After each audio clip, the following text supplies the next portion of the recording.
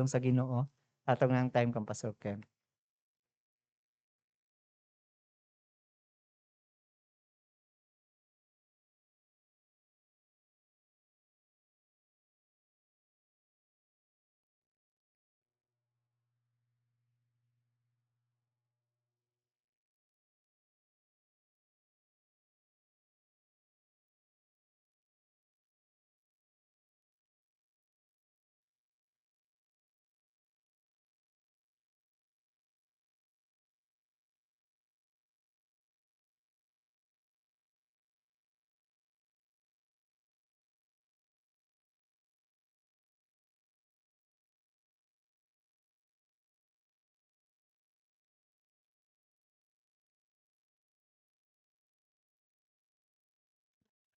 Hello.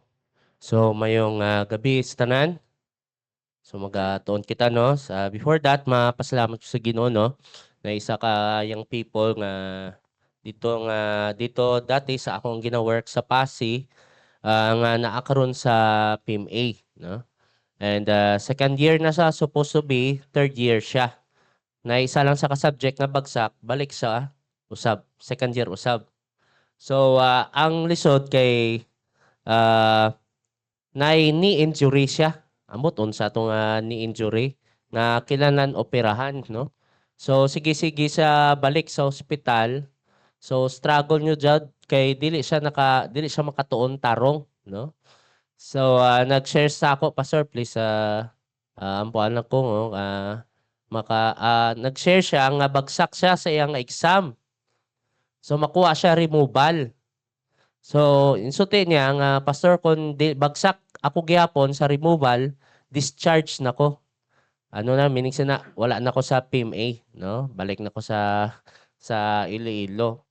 So, pasama sa Ginoo nga ampuan man and balita man siya nga nakapasar siya no sa iyang removal. So, praise God and God willing maka-proceed na sa third year niya no nga sa PMA. Og isa pa jud nga problema niya kay operahan pa siya sa iyang tuhod no. So bilang isa ka PMA dili na kilala ni na physical kondisyon ni mga body no kay maging ranking soldier ka man na kung mag-graduate ka.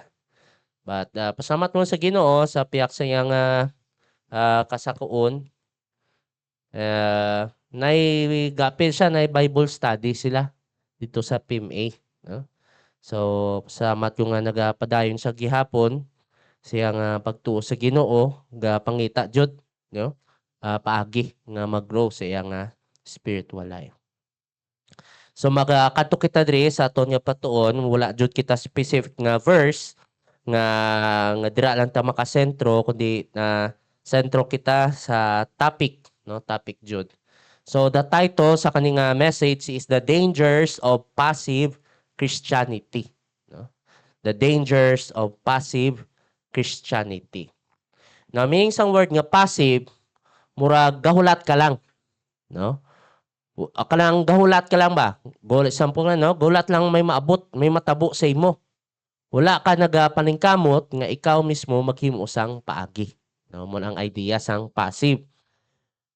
Now, great calamities and tragedies come when we are not ready or preparing on facing it. Sa aton nga nasod nakita sa daghan 20 ka typhoon nga nagaabot no. And although kanang mga typhoon grabe na ang damage, mas grabe pa jud ang damage kung wala kita naghahanda. Kung wala kita naga-prepare.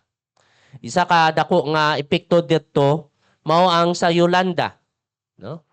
Ginbalita na daan sa international nga mga news nga this is one of the strongest typhoon no. Pero muraga na ginbaliwala lang so mao to daghan jud namatay. I think pila 7,000 during Bagyo Yolanda. Wala gin preparahan. Naging passive lang. No? Ha? Wala gin tagad. Okay. Isa pa jud dre, another example is there's this isa ka eroplano nga nagpalupat siya, pilot, passenger plane, And ang ginhimo niya, kung lawig ang biyahe, na-setting na sa aeroplano nga sa pilot niya, may tumuko na siya nga autopilot. So kanang autopilot, kanang dili na siya mag-drive, bayaan niya lang, no? So ang eroplano lang na maglupad sa iya nga sarili adto sa destinasyon. Autopilot. And ano tabo, ginto mo kaya nga autopilot, wala, ginpabayaan niya ang iya nga bata magpindot-pindot sa control, no? Kay kumpiyansa siya kay naka-autopilot. To make it short, na-crash ang passenger plane, no? Passive. Babayaan lang. Isa ka example pa jud is ang Titanic, no? Isa ka dako nga barko. Made of one of the biggest ship nag-agi sa Atlantic area, no? Kumpiyansa kaayo. O may naibutas man nga may naagyan nga iceberg pero kumpiyansa sila. And they think okay lang kay komportable man sila. Pero wala, dito na to nabalaan ang Titanic nalunod. Same is true with passive Christianity. When we become comfortable, when we are just waiting, going with the flow, and not doing anything or something, sa aton nga pagkinabuhi nga Kristohanon, great danger is waiting for us.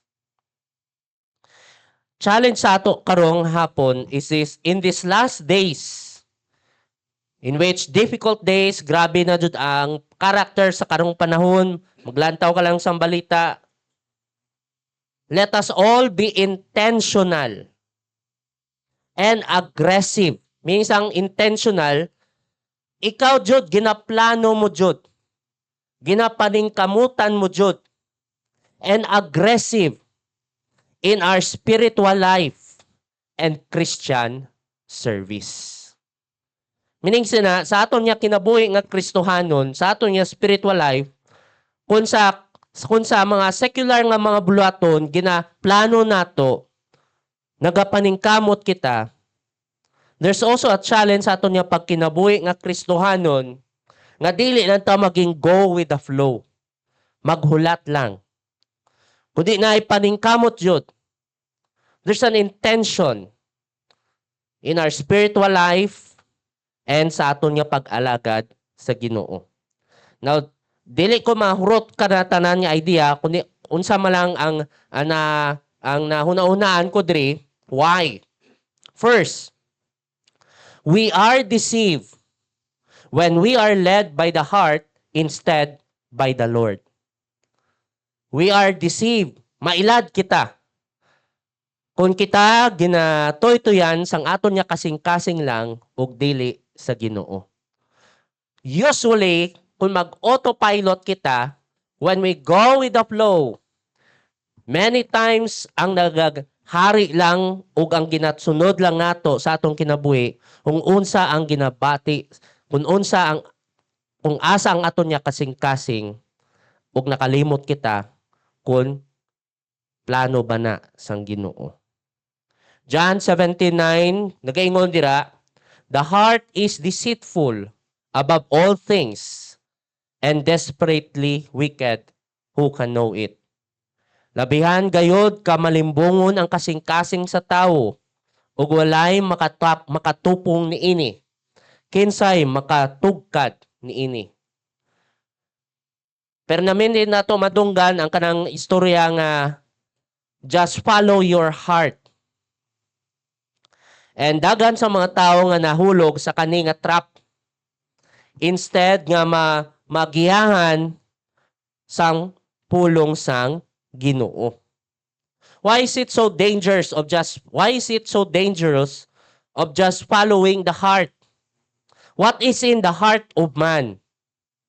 Mark 7:21-24 nang gaingon, kay gikan sa kasing-kasing sa tawo ang dautan nga mga panghuna-una nga mao ang nagatukmod kaniya sa pagpakiglawas, gawas sa kaminyoon, pagpangawat, pagpatay, pagpanapaw, pagkahakog, paghimo sa tanang matang sa kadautan, pagpanglimbong, pagbinastos, pagkasina, pagsulti og dautan, batok sa isig katawo, pagpasigarbo o pagbinuang. Kining tanan mga daotang binuhatan gikan sa sulod sa kasing-kasing sang tawo ug mao kini ang nagapahugaw kaniya. O makita man nato no, permanente makita mo sa ato nga palibot. O given maglantaw ka sa news, no? Murag common na lang. It's because that is the flow of the world, no? And when we are passive Christians, there's a tendency kung dili ka jud nga ikaw jud ang maningkamot, maabot nga kita man magsabay. Daghan sa mga panimalay nga naguba, na doubt, mga marriages na doubt man because ginsulod na nila ang kasing-kasing nila instead sa pagpaminaw sa pulong sang Ginoo. Dagan man sa mga batanon nga ang kinabuhi it goes towards sa pagpalayo sa Ginoo. Kay mas ginsunod pa ang ilang nga kasing-kasing. No? Always remember mga igsoon sa Ginoo, what is in our heart, kung unsang nasa ato kasing-kasing, maapektuhan kung unsa ang ato niya kinabuhi. We must guard our heart. Above all else, guard your heart, for it affects everything you do. Proverbs 4:23. Kadua, we are malnourished spiritually when we don't spiritually feed and practice on God's word. We are malnourished spiritually when we don't personally feed and practice on God's word. No? And mao ning kakatabo sa passive Christian. Ang iyang sense of nourishment lang mao ang mga activities sa simbahan, no? Domingo, prayer meeting. Pero wala jud sang kanang sarili nga paningkamot, no? Gusto niya hungiton lang siya. Ano nang word niya hungiton? So, gusto lang hungitan, no? So naadri ang pagwali na ang pulong sang Ginoo. Pero wala sang sarili nga paningkamot. It is not intentional. Always remember mga igsoon, Romans 10:17, so then cometh by hearing, and hearing by the word of God. Walay paagi, walay shortcut. When we are not intentional in our spiritual feeding, wala ka jud ka nang ginaplano mo jud nga mamalandong sa pulong sa Ginoo, sarili nga paningkamot, how can we be spiritually nourished? Ano kita ma-nourish? No? Hebrews 5 verse 11 to 12 nagaingon, dagan paunta ang among isulti kaninyo mahitungod sa pagkapari ni Melkisedek ug ni Jesus. Apan lisod kining ipadayag kaninyo tungod kay lisod kamong pasabton. Sa English nga Bible, dull of hearing, gahi. Mga matutudlo na unta kamo karon, kay dugay na kamo sa pagtuo. Apan hangtod karon, kinahanglan pagayod kamong tudloan sa unang mga pagtulunan, maitungod sa pulong sa Dios. Sa magyapon kamo sa mga batang masuso nga nagakinahanglan pa og gatas, tungod kay dili pa kamo makakaon sa gahi nga mga pagkaon. Ang aton nga pagpabilin sa simbahan, pila ka oras, kada Domingo, kada prayer meeting, is not a measure nga kita, it will not be makatabang man, pero ang dako jud nga makatabang sa ato ang aton nga sarili nga pagpaningkamot nga kita gapakaon paagi sa aton nga spiritual life paagi sa pagpamalandong sa pulong sang Ginoo. It is necessary also nga dili lang kita nagadawat sa pulong sang Ginoo kundi kita man kinabuhi. James 1:22 nagaingon, dili kay maminaw lang kamo sa iya mga pulong kun dili tumanan ninyo kini. Kung maminaw lang kamo ug dili mo tuman, gilimbungan ninyo ang inyong kaugalingon. No? So kung walay pagtuman, wala gihapon. Si naisa ka pastor, suti iya, Pastor Charles Stanley, when we stop reading scripture and applying its principles, we don't just stand still. Now, may nakikita mindset nga, wala man ko may ginahimo nga dautan, wala man ko, Domingo lang ko maka-open sa Bible, pero wala man ko may ginahimo nga dautan. So, meaning sina, naalang ko sa tunga-tunga, wala gatubo, wala man masakit, stagnant. But dili na tinuod, no? When we stop reading the scripture and applying its principles, we don't just stand still. We actually start drifting away from God. Hinay-hinay kita nagapalayo sa Ginoo. Number 3. The dangers of a passive Christianity is that we are defeated when we are not intentional in our prayer. Intentional. Dili lang ka na nga, may panahon pa ko before matulog, mag-ampo na ko. O, diba? No? Kundi ginaplano mo, jud. No? Naipaningkamot ka, jud. Or dili inaingon niya, nakatulogon ako. Ugma na lang, Lord. No? When we practice that passive Christianity, we are defeated when we are not intentional in our prayer. Prayer is part of the armor of God. Ephesians 6 verse 10 to 12 nagaingon, a final word, be strong with the Lord's mighty power. Put on all of God's armor so that you may be able to stand firm against all strategies and tricks of the devil. So, put on the whole armor of God. Aron nga, makatindog ka o dili ka madala o dili ka mapildi sa mga pamaagi sang yawa. Kaya nga naman, sa padjudra, why we should put on the armor? Verse 12. For we are not fighting against people made of flesh and blood, but against the evil rulers and authorities of the unseen world, against those mighty powers of darkness who rule this world, against wicked spirits in the heavenly realms. But ginapasabot ka ni, maski unsa ka man kaalam, maski maingon ka nga dugay ka na sa simbahan, mas maalam si Satan sa imo. That's why kilanlan mo ang tabang sang Ginoo. Kilanlan mo mag-ampo, magpanawag sa Ginoo. Verse 18 nagaingon, pray at all times and on every occasion in the power of the Holy Spirit. Stay alert and be persistent in your prayers for all Christians everywhere. So sa aton nga, even sa aton nga prayer time, no? We must be intentional, no? Paningkamot jud. Now, number 4.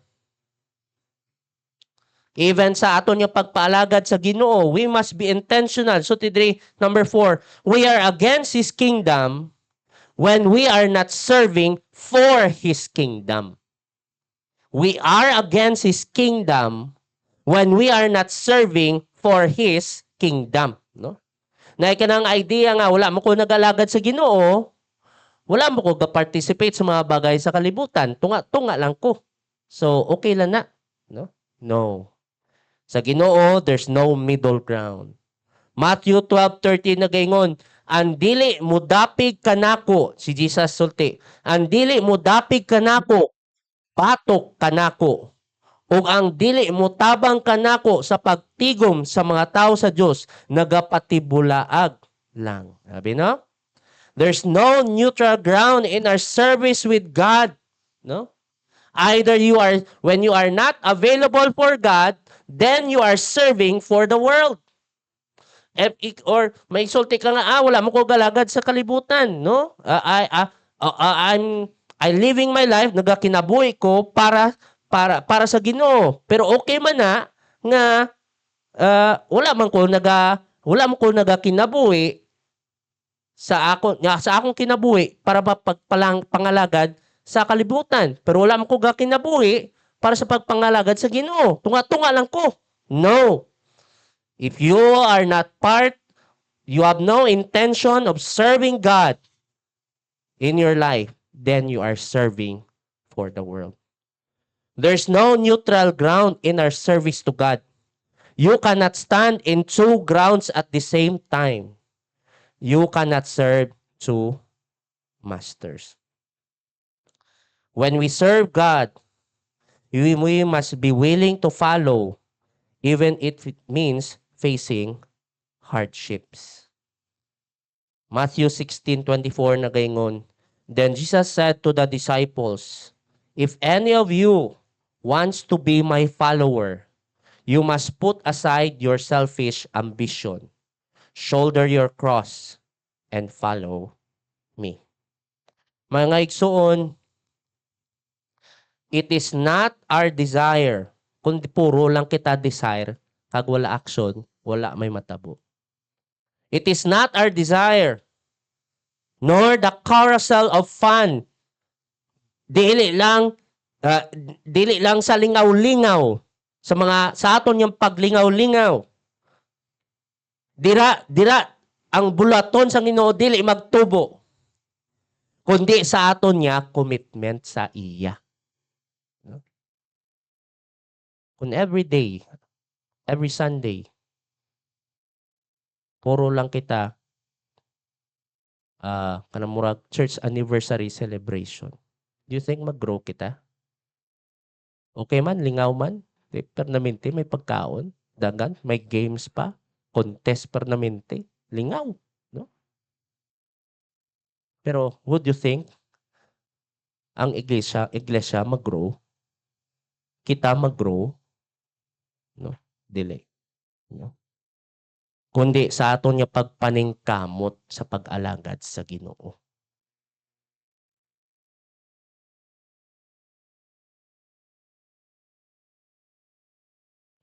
Hello. It's not the fun, no? But rather our commitment for the Lord, no? Muna ang iglesia nag-grow, dili lang sa lingaw-lingaw. Now another thing, another danger of passive Christianity is we become the devil's target when we become complacent. Minsan complacent, kumpiyansa ka lang ba? No? 1 Peter 5:8, familiar kita ani, pagbantay o pagtukaw kamo. Kaya ang inyong kaaway nga si Satanas nagalibot-libot sama sa leon nga nagngulob og nangitag tukbunon. No? Vigilance sa aton niya kinabuhi nga Kristohanon, no? Kung dili kita magbantay, we are an easy target. Si Satan nagahulat lang sa ato sa mga bagay nga wala nato sa aton spiritual life nga wala nato ginagaan atensyon, no? Og dira na niya kita atakihon. No? Wala sang exempted diri, no? Even King David nahulog jud siya. Nagkumpiyansa jud siya. Familiar ka mo sang story, no? Nasa sa taas sa iyang palasyo. Lingaw-lingaw, siya, pangin-hangin siya. Kita si Bathsheba. Nakumpiyansa siya. O dito siya nahulog sa sala. We become the devil's target when we become complacent. Number 6, second to the last. Dangers of passive Christianity is we become indifferent. Meaning sang indifferent, murag wala kalabot ba? Imo lang sarili, imo ang ginaisip. No? That is the opposite of love. Abi na to ang opposite sang love is hate. At least ang hate, na-attention pa sa palibot niya. Pero indifference is the opposite of love. Wala siya labot sa iyang palibot. Iyarang sarili ang iyang at gaan attention. We become indifferent when we focus on the form instead of the substance. Now, medyo maano ka mo dira, no? We become indifferent when we focus on the form instead of the substance. Right? For example, we focus, okay man na nga magsimba kita. Alagad kita sa Ginoo. Pero unsang rason nga no galasimba ka? No? Kung ang imong rason sa pagsimba kay mao na ang kung sa mga ibang pang requirement para maluwas or ang imo nga pag-isip sa pagsimba kay murag maulaw man ko kung dili na ko makita sang uban nga tao, you are concerned the form. You don't wala kay concern kung unsay rason ngano nga ikaw mag-alagad, maabutan tiyon nga walay labot ka, naka-focus ka na lang sa activity, you come there and you go out, wala ka gani kaila sa mga tao nga kauban mo sa simbahan. No? Be careful when we start to focus on activities. Ari now, under that point, we become indifferent. We focus on the form instead of the substance. Be careful when we start to focus on activities and we miss to focus on growing and developing our closer relationship with our Savior. Isa ka good example dire, familiar kita, sa Church of Ephesus, sa Revelation chapter 2, verse 2 to 4. So dira, nasayod ako sa inyo mga binuhatan o sa inyo mga paghago o pagkamainantuson na asayod usab ako nga dili ninyo maantos ang daotang mga tao. Giusisa ninyo ang mga nagapakaaron ingnon nga apostoles o nakaplagan ninyo ang mga bakakon di ay sila. Guwapo no? Very sila. Very lively ang church. Giantos ninyo ang mga kalisdanan tungod sa inyong pagtuo kanako o wala gayud kamo maluya. Apan ang akong ikasaway kaninyo mao kini. Ang inyong pagigugma kanako karon dili na sama kaniadto. No? Wala na. Basta mahimo lang mga activities wala nang pagigugma sa Ginoo. Be careful when we start to be comfortable on our present condition, missing the point of the real spiritual problem. Be careful when we start to be comfortable on our present condition, missing the point on the real spiritual problem. What do I mean by this? Try for example, dire sa Laodicean Church, Revelation chapter 3, verse 15 to 20, medyo mahaba ni. Nasayod ako sa inyo mga binuhatan, dili kamo sama sa bugnaw o kainit nga tubig, unta bugnaw o kainit kamo. Apan tungod kay sama kamo sa init-init nga tubig, dili bugnaw o dili usab init, isuka ko kamo. Ming sina lang sila, no? Neutral lang, no? Nagaingon kamo nga dato kamo, nga ginapanalanginan kamo og walay nay nakulang kaninyo. So kanina daw siyang church, kay bangod kay komportable na sila sa ilang sitwasyon bilang iglesia, even ang ilang syudad, progreso kaayo, hayahay kaayo, wala na nila ginlantaw kung unsay problema sa ilang spiritual life. Murag nag-focus sila kung unsay sitwasyon nila physically comfortable, makerry na ang ilang sitwasyon spiritually. Wala nila ginlantaw. So tidra no? So tiya nagaingon kamo nga dato kamo nga panalanginan kamo og wala nay nakulang kaninyo, apan wala kamo masayod nga makaluluoy gayud kamo tungod kay kabus kamo diha sa pagtuo, buta sa kamatuoran og hubo at tubangan sa Dios. Busa tambagan ko kamo mga nga mopalit gikan kanako og bulawan nga gipaagi sa kalayo. No, iso tiadra no, go to me. Ato kali yang pangununa dra nasa verse 20. Ang iyang solusyon sang ni Jesus, nagatindog ako sa pultahan og nagatuktok kung adunay makadungog sa akong pagtawag og mapadayon kanako sa iyang balay, musulod ako o mag-uban kami sa pagpangaon. Unsay ing nasulti adri? Intimacy gyapon, close relationship with God. Pwede nga dako naton nga simbahan someday. Pero kung ang balasyan sang aton nga progress spiritually sa church, ang physical structure sa church, delikado na. We miss the point of the spiritual problem, the spiritual condition of our personal life. Be careful of passive Christianity. Another danger, and this will be the last. Nga naman, pagbantay kita, is because we will all stand before the judgment seat of Christ. The reason that we are aggressive and intentional in our spiritual life and Christian service is because there is a deadline nga kita atubangon.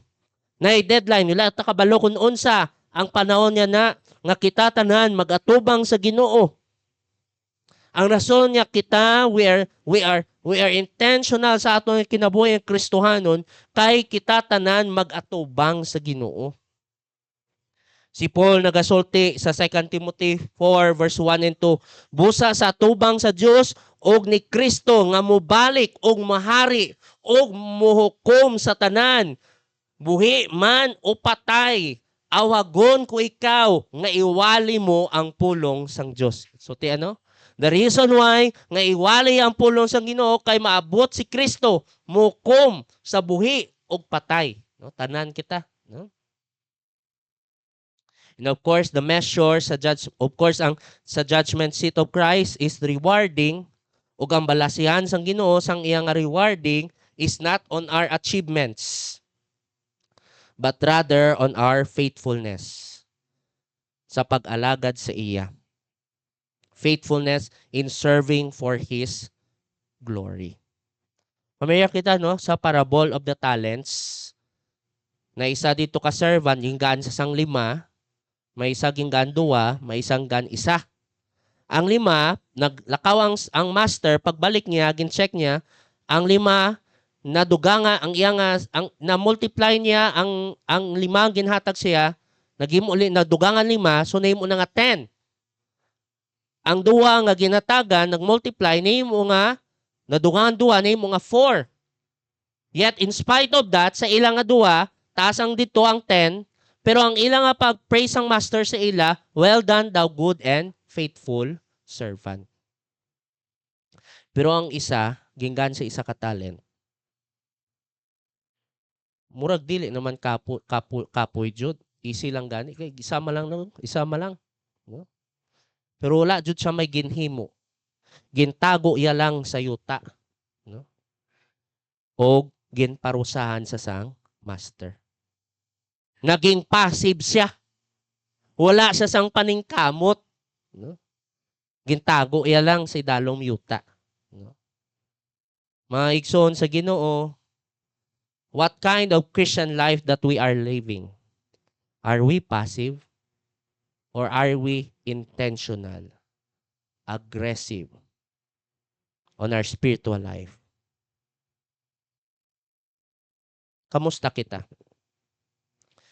We are living in these last days, and sadly, that passive Christianity naging normal na lang. Okay na lang, kaya wala man ta, especially sa Pinas, wala, dili man ta komunista, wala man ta ginabusil. Kung Christian ka, hayay kayo. No? Okay man naton si Mandri. aircon man, hayay kayo. Kontento man kamo nga maulang kadang kadagan eh. No? Let this be a challenge for all of us sa aton nga spiritual life. May it be that we are intentional and aggressive sa aton nga spiritual life ug mauman sa aton nga pag-alagad sa Ginoo. Let's pray. Lord, salamat sa imong mga pulong. Salamat Ginoo sa kaning mga reminders sa amon nga spiritual life. Lord, ang rason nga naa pa kami diri sa kalibutan kay ikaw na ay purpose. And help us, O Lord, to live that purpose. Kung wala man lang kami himuon diri sa kalibutan, Ginoo, unta sa tion gindawat namo ikaw, tani ginkuha mo na kami. Pero ikaw na ay plano. And help us, O Lord, to be intentional, to be aggressive in our spiritual life and Christian service. In Jesus' name, Amen.